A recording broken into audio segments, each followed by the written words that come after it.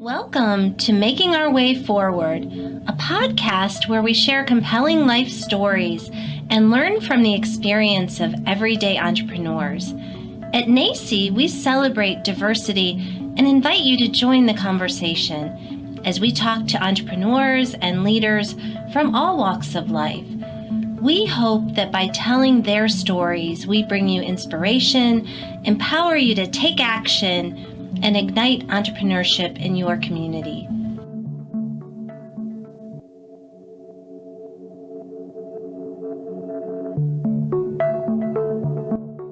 Welcome to Making Our Way Forward podcast, where we interview people who are doing amazing things in communities and changing the world for the better. It's my pleasure to introduce Kate Hoffman to the program. I met Kate right before the pandemic, where we were both attending an awards ceremony and had a chance meeting. So I want to welcome Kate to the program. Thank you for joining us today.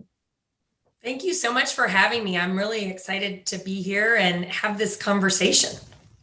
Great. So why don't you share with our listeners around the world where you are in the country and what inspired you to do your work through Earn to Learn, which has really taken the national stage. So I reside in Tucson, Arizona. I actually came here to go to graduate school at the University of Arizona, and then I am one of those people that never left. And I have lived here since then, so I feel like I'm a native of Arizona at this point. And this is also where the idea for Earn to Learn originated, was right here in Tucson. So you were in graduate school, and I understand you had a career in banking. So tell us about that. What did you do? What were some of the problems that you identified that really led you to coming up with a really innovative solution? So when I finished my degree, my graduate degree in history, I actually ended up getting a job working at Merrill Lynch as a financial advisor directly out of grad school. And I worked there for a number of years, and we were providing financial expertise to the clients that we served.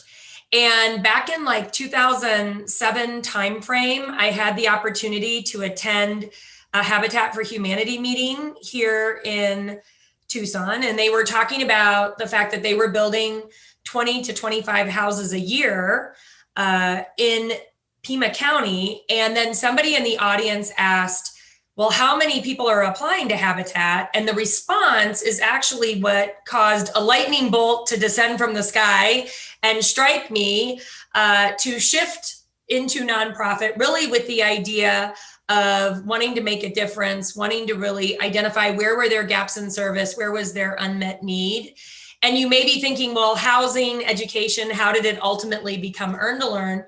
You know, at that time, there was a lot of questionable activity happening within the housing sector, right? And, people were able to qualify for loans they didn't understand. They were getting into houses that they couldn't afford. And I thought the last place those individuals can afford to be is in the office of somebody who doesn't have their best interests at heart, right? And the subprime lending and everything else. So I started doing research about what was available in the nonprofit community and came across match savings. And it really resonated with me because of my background. And then I also really love the fact that financial capability training was such a core component of match savings. And then fate intervened, and I got invited to go on a tour of a high school here locally that served a really low income target population. And the goal of that school was to get 100% of those students to go on to post-secondary. And I thought, well, wait a minute, this match savings concept could support them. So that's actually where the epiphany for Earn to Learn came from. That's great. And I love that you have a servant's heart and a strong financial mind, because that's a lot of what we do, the work we do at NACCE. We have a really robust partnership with Intuit, where looking at financial tools. And as you know, and as we've talked about before, there are segments of society that are left out of that. And if you don't learn how to manage money and certainly to save, and some of the vehicles, which is how people in the middle class and beyond are able to provide for their families in their future. So that is a wonderful thing. And I love the name of the organization that you created, Earn to Learn, because I think that is quite remarkable. And I had the opportunity last year to hear the stories of some of the students that have participated in your program. Now, as I understand it, it's very robust in Arizona, and we're going to get to that a little bit later, how you're going to scale it nationally. But Kate, share with us a couple of the stories of the students who have really benefited from this Earn to Learn model and the kind of impact that's made in their lives. One of the stories that I absolutely love and am excited to share is in Arizona. We're not only working with the 3 state universities, ASU, NAU, and U of A. We also have expanded to Pima Community College, as you know, and Maricopa Community College District. And we're getting ready to expand to rural community colleges in Arizona. And so it creates the opportunity for us to support multiple student pathways, the 4-year pathway, the 2-year pathway, and most recently, we had expanded it to also support vocational training and CTE. Well, the majority of the students participating in the program are first-generation students. And really early on, we had recruited a young woman who was a first-generation student, and she wanted to attend the U of A, and she got involved in the program and started to systematically save towards her savings goal of $500. And ultimately, the goal was that she would walk onto the U of A campus and be the first person in her family to pursue a post-secondary degree. Well, she had such success with it that her sister also then got enrolled in the program. So then both of the children in this single parent household were participating in Earn to Learn. And when we expanded Earn to Learn to Pima Community College, I am so excited to say that the mother of these 2 wonderful young women contacted somebody on our team and said, does this mean I can do this too? And so she ended up enrolling and attending Pima Community College and is successfully on Pima Community College's campus right now. And I just think that speaks to the ability of a program like this to support multiple generations within the same household and really positions it to break the cycle of multi-generational poverty. I just love that story. And I think it's inspirational. It's super inspirational. And I personally, that's what I have always loved about community colleges. And right now, as we're recording this, it's during graduation season. And being in this space for over a decade, it's always exciting because you might have a high school student that's earning a 2-year degree because they were dually enrolled. And then sometimes you have people in their 50s, 60s, or whatever. And I think what you're speaking to is not only the power of really sort of reversing generations of inequity, but also, really leveraging that open access. I know you had mentioned Pima and the Maricopa Community College District. Both of those institutions are very engaged in the work of NACCE because they really see kind of entrepreneurial mindset, which, Kate, is really, I think, what you've implored, in creating this. And I want to ask you, because I'm always curious as to people that are very successful like you, what were some of the challenges along the way? Because this is not like a overnight thing, that you've been like working at this for a long time. So maybe share with us a couple of the challenges that you had. You had the vision, you had the passion, you had the purpose. What were some of the challenges and how did you deal with those as a leader? Well, I think, looking back at those really early years when it was truly just me and my dining room table, and we were taking a concept to the 3 state universities, this match savings concept that really historically had never played out in the way that we positioned Earn to Learn in Arizona in the history of this country. So I think some of the challenges were, working in an environment where there is a lot of complexity. I mean, financial aid is definitely complex. Mm-hmm. And how were we going to position effectively bringing a new tool to the table to support college affordability and access? And I think some of those challenges initially for me was, really helping people understand what the potential of a program like this could be. But mind you, it was conceptual, right? And, we didn't have the track record to show at that time that this is really going to work. And so, getting people to buy into that vision in those early years and really be willing to support it financially and support it with staffing and everything else. I'm really grateful to the 3 state universities in Arizona for being willing to partner with me on that. And I will tell you, it is because of that we started to be able to have a track record. And then, of course, as you know, multiple states came forward interested in replicating the model. But it was identifying who those early champions were that I think was, a big undertaking. And it did take a lot of time. It didn't happen overnight. It absolutely didn't happen overnight. The other part for me as a social entrepreneur was the transition from it being me and my dining room table, which it had been me and my dining room table for a good chunk of those early years, to all of a sudden I had to figure out payroll, insurance, hiring people, right? The whole staffing model, what was going to be required to make a program like this work and really bring value to the students and families that we were serving. And, as I mentioned really early on in the conversation with you, my master's degree is in history. So it's not like I have a business degree that provided this foundation of knowledge as to how to start a business. So from an entrepreneur standpoint, the learning curve at many times in those early years felt steep, if not inverted.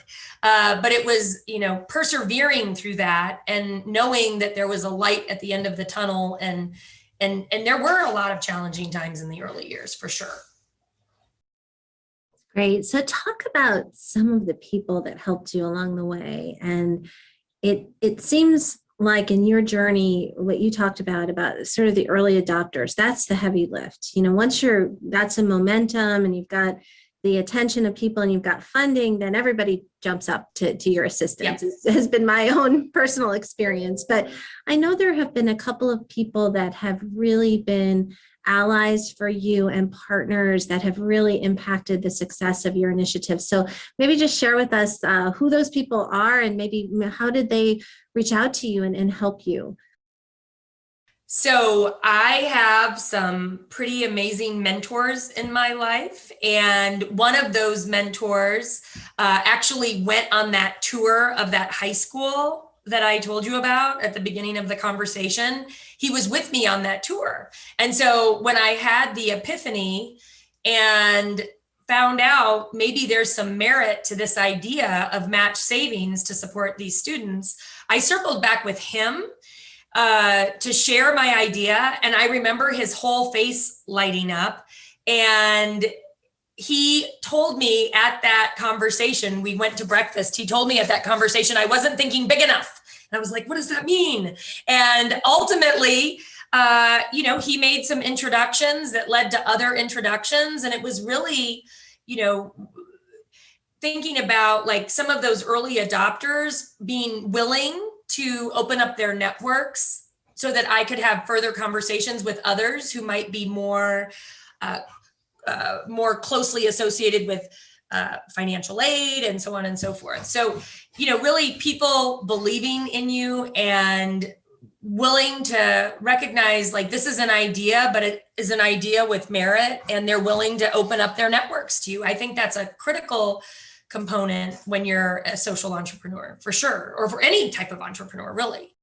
Indeed. And I think, that intangible trust that, because that is something it takes a long time to earn and you can lose in a moment. And I know that really putting relationships and letting people take a chance on you. And it's interesting to hear you talk about your mentor and saying you didn't think big enough, because that's what people have said to me too from NACCE.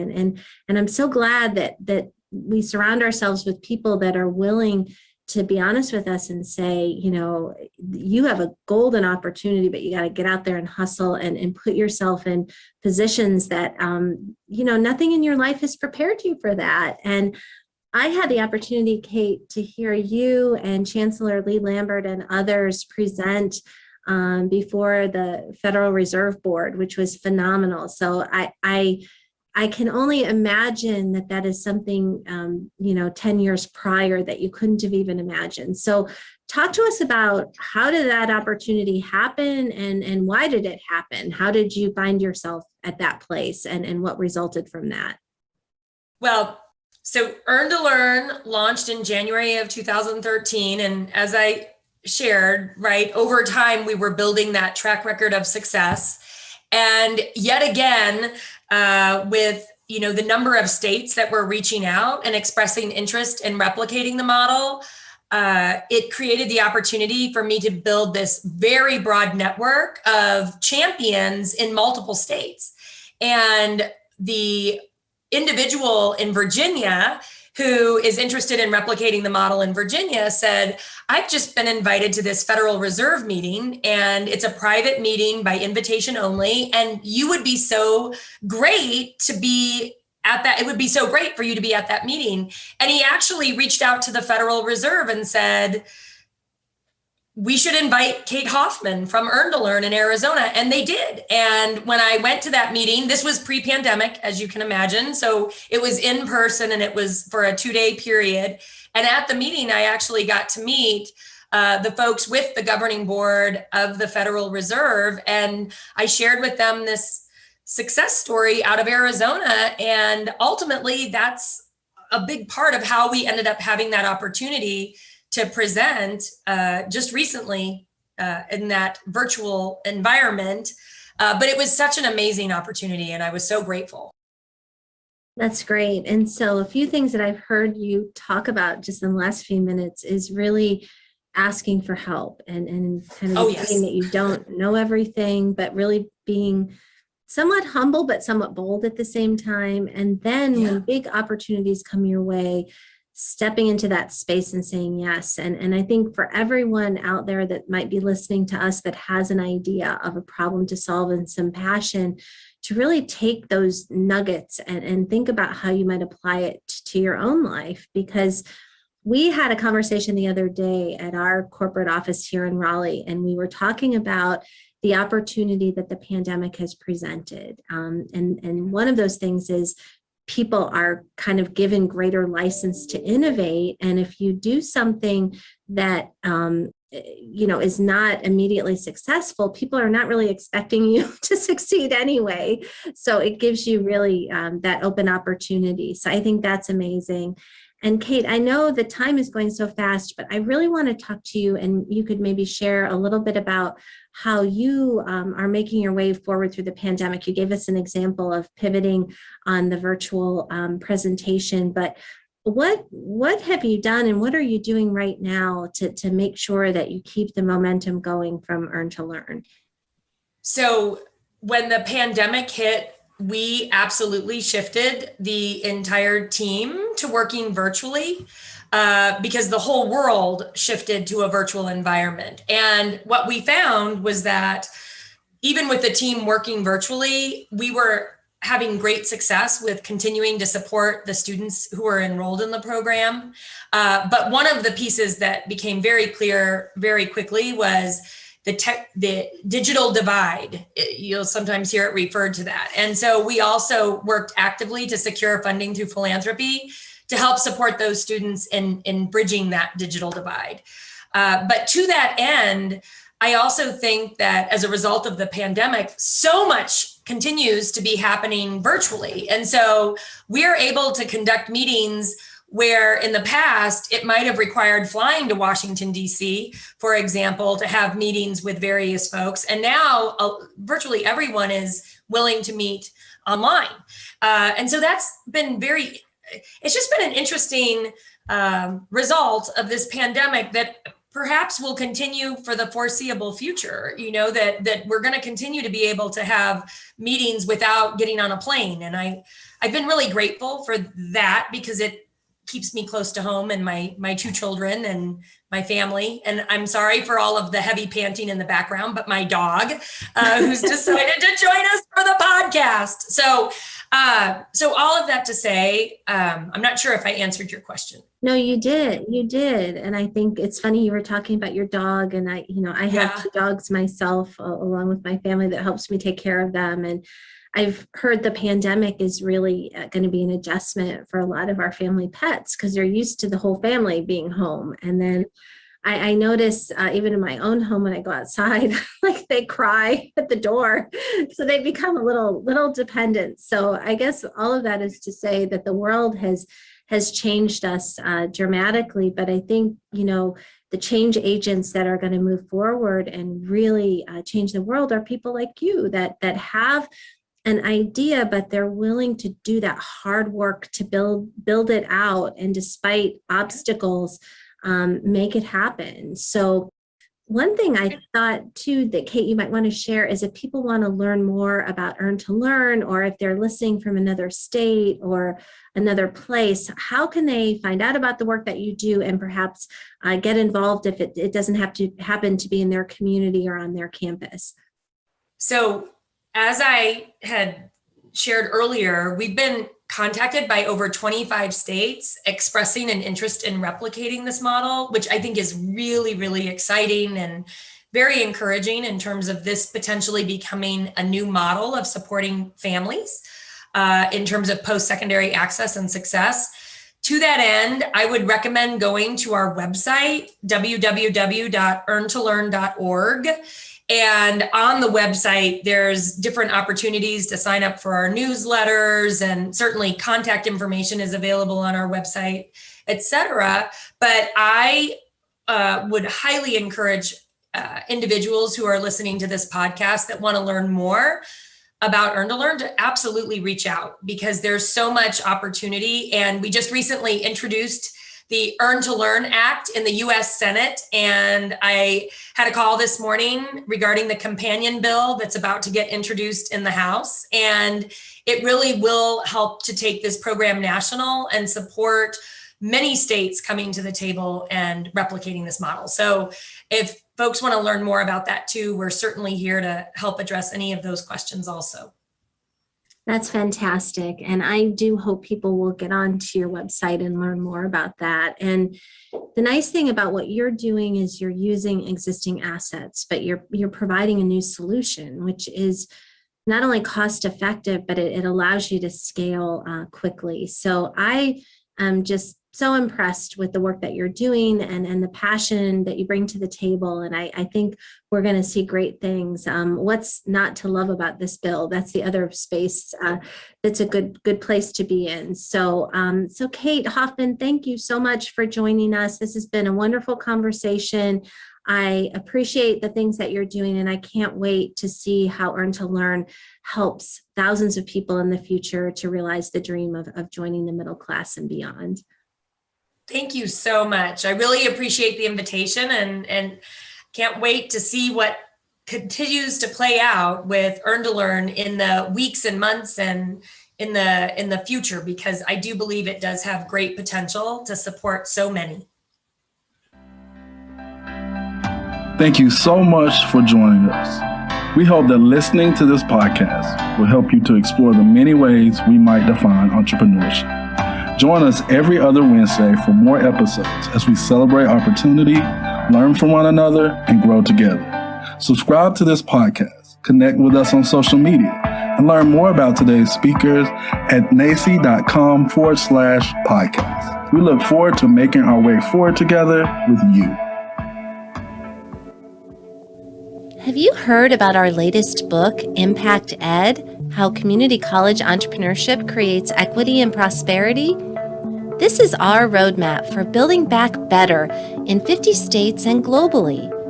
In each chapter, we share the inspiring stories of everyday entrepreneurs and explain how community colleges play a crucial role in their success. Visit us at nacce.com/impacted to order your copy now and join us in this work.